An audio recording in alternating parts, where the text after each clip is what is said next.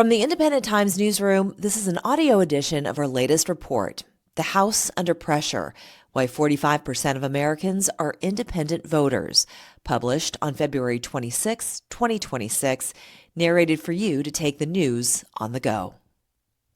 President Abraham Lincoln once warned that a house divided against itself cannot stand. As we approach our nation's 250th anniversary, that warning feels more urgent than ever. The American House is under severe pressure. It is not just divided, but straining under siloed media, partisan gridlock, and an affordability crisis that makes the American dream feel increasingly out of reach. While elected leaders remain locked in perpetual stalemate, the stability Americans depend on is being tested in ways we have not seen in generations. At a time when so many Americans are suffering and in need of real relief, national discourse remains trapped in escalating polarization. Elected leaders prioritize political combat over compromise. They campaign on opponents' mistakes rather than offering long-term solutions. This partisan gridlock stalls legislation, creates a vacuum where pragmatic policy should be, and treats the human and economic toll on families as secondary to culture war headlines.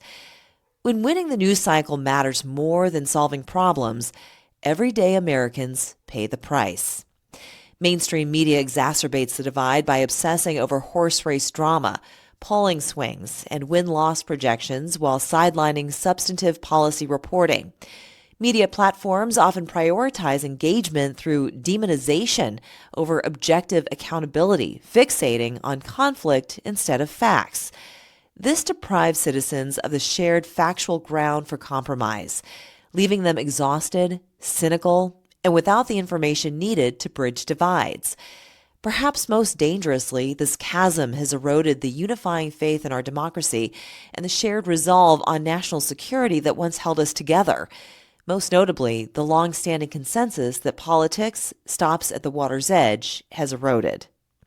Today, foreign policy has become just another tool for domestic point scoring, whether it is aid for allies like Ukraine or strategies to counter China's growing influence.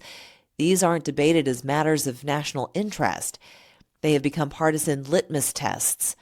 Persistent internal strife creates a flip-flop foreign policy that confuses our allies and emboldens our adversaries. For the country, this isn't just a matter of ideology. It is a matter of national stability. A house divided against itself cannot lead, and a fractured home front leads to a noticeably weakened standing in a dangerous world.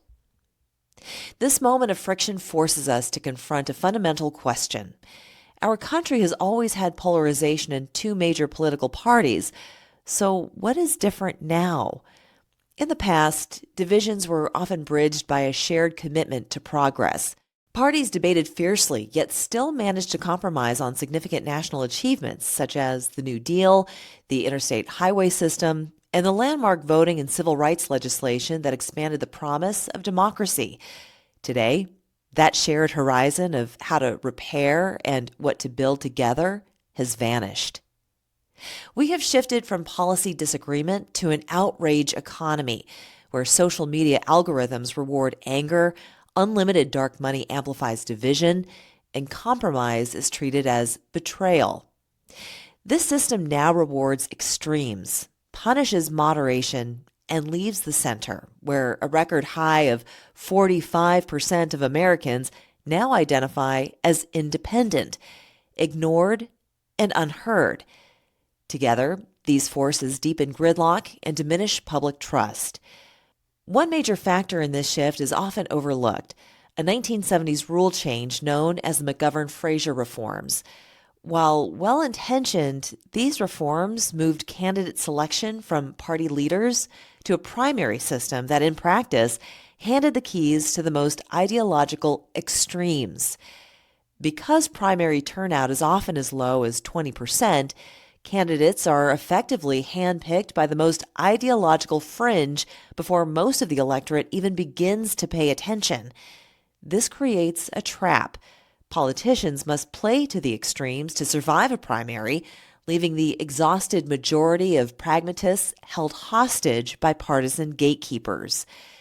This is compounded by entrenched gerrymandering, where roughly 90% of congressional districts are safely red or blue before a single vote is cast. In these safe seats, the only way a representative can lose their job is by being too moderate and facing a primary challenge from their own flank.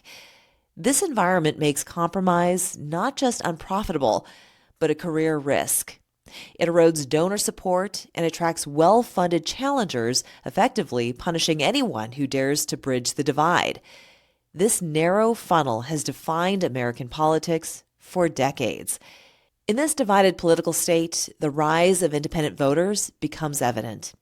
While many independents lean toward one party when they vote, their growing refusal to formally affiliate reflects widespread frustration with rigid partisanship. They have a hunger for leaders who prioritize issues and results over partisan battles and ideological purity. The rejection of party labels is especially pronounced among Gen Z and millennials. Raised in a digital age where information is decentralized, these younger politically homeless citizens are not invested in preserving the legacy rules of the game. They care about tangible progress, not about who wins the next news cycle or scores a political point. This shift isn't a fluke. It is the culmination of a half-century-long evolution in the American electorate. When University of Michigan researchers first identified independents as a unique group in 1960, they were largely dismissed as uninformed or politically disengaged. For decades, they were categorized merely as swing voters, a fickle slice of the electorate that candidates tried to woo in the final weeks of an election. Today, that characterization is obsolete. Choosing to be independent is no longer about being undecided. It is a rejection of the all-or-nothing binary of the two-party system. Since 1988, this group has grown from 33% to a record high 45% of the electorate. This is now a larger voting bloc than either Democrats or Republicans, who remain at 27% each. While some independents lean partisan in their voting, their growth signals a demand for genuine alternatives beyond the two-party status quo. It is a clear rejection of the idea that one of two rigid party platforms can fully capture an entire worldview. As the parties chase ideological purity, Americans are embracing independence. They are creating a vast, untapped reservoir of voters who value practical results over partisan loyalty. The problem is not that Americans cannot get along. The problem is that our political system has made cooperation unprofitable. Until that changes, the representation gap will persist, the exhausted majority will remain sidelined, and gridlock will continue. Independent voters feel this reality more than anyone. Research from the Pew Research Center found that 86% of Americans believe Republicans and Democrats are more focused on fighting each other than solving problems. Yet the system continues to reward exactly that behavior.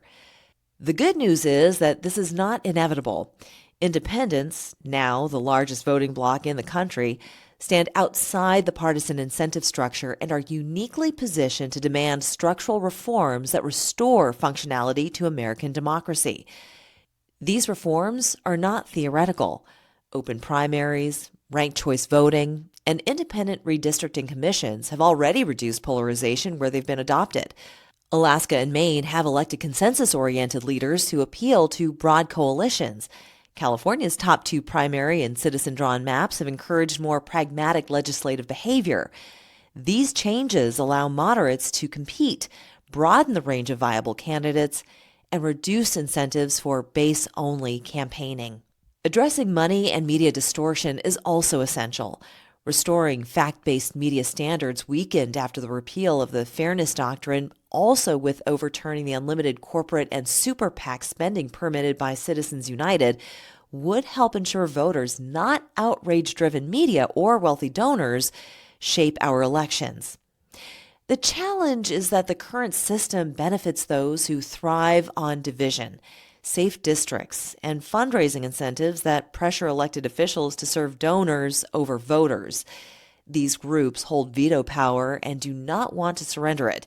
For them, Reform threatens the influence they currently enjoy.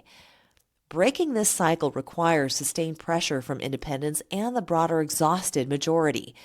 Wherever voters have pushed these reforms forward, moderation has gained ground and cooperation has begun to replace extremism.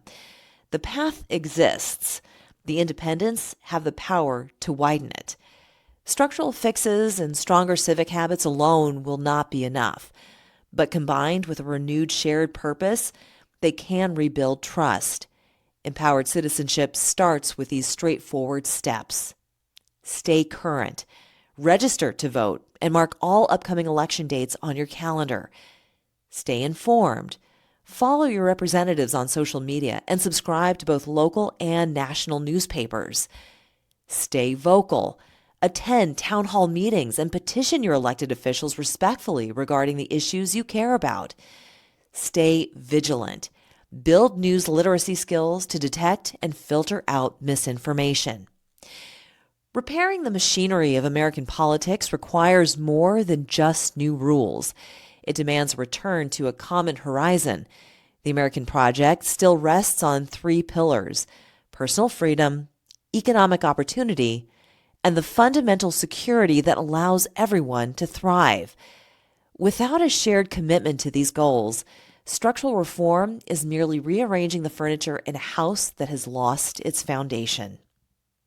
As Franklin D. Roosevelt declared in 1941, we look forward to a world founded upon 4 essential human freedoms: freedom of speech and expression, freedom of every person to worship God in his own way, freedom from want, freedom from fear.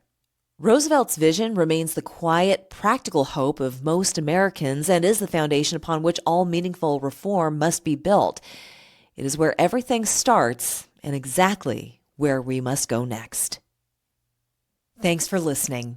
For more news built for independence, head to independenttimes.news and follow us on social media at IndTimesNews. Your voice matters.